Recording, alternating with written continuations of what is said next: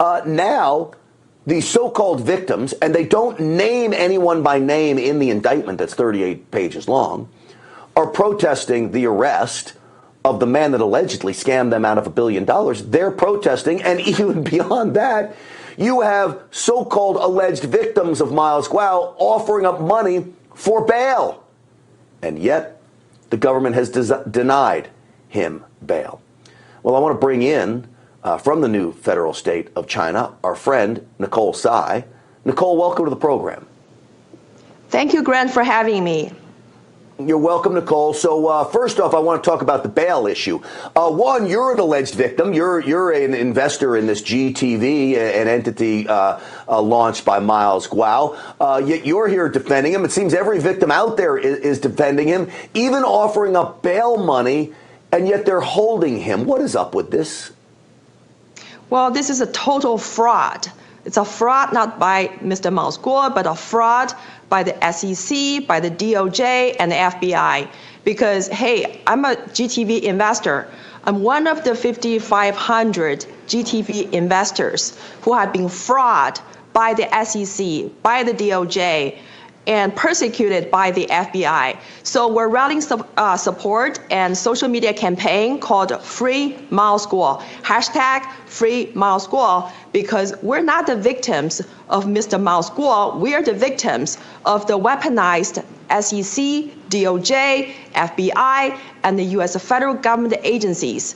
The CCP has taken complete control of the federal government agencies and used it as a tool to persecute the Chinese dissidents. We are CCP enemy number one. So the CCP would be happy. They're cheering for the successful prosecution of Mr. Miles Guo and for the persecution of all of us, the GTV investors. Nicole, this is very interesting because I'm looking, okay, they're denying bail to Miles Guo, yet the chief financial officer of Huawei, okay, the princess of China, she is allowed to be sent back to China. She's in Canada. The DOJ wants her because of what? Sending sensitive electronic equipment to Iran is the allegations. You want to talk about something that could be very damaging to American citizens, our absolute enemy, and the DOJ makes a deal to send her back to China. And she gets basically on her own recognizance. I don't know, they dropped the charge, whatever. She's back. Yeah, so the real criminals are walking free. They're walking the street while the good people are being put in the jail.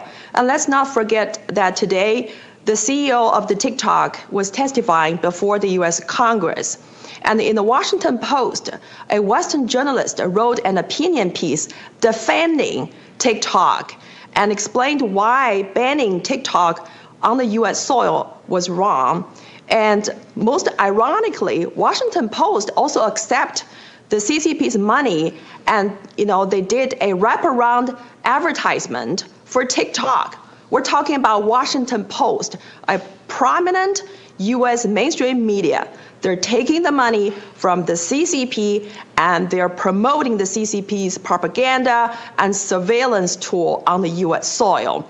So in this country, there's a two-tier justice system, one for the CCP and the sellout who are in bed with the CCP, and the other one is for the rest of us. Just look at what happened to General Flynn, to the J6 people, and to the parents who have been characterized by FBI as terrorists. So I'm deeply appalled by what's happening today. It's interesting because when you sum up all of those things, combined with the CFO of Huawei being sent back to China, the darling of China, they wanted her. John Bolton had something to say about this back in the day. Let me just play his clip because he sums it up pretty well about sending her back to China. But the deferred prosecution agreement that the U.S. Department of Justice entered into with Meng Wanzhou was a concession that didn't need to be made. I think that that extradition was highly likely, and I think had there been a trial on the merits, Meng would have been convicted of all the counts against her. So to give up in a circumstance like that suggests to me that that there were other considerations involved than strictly the legal considerations.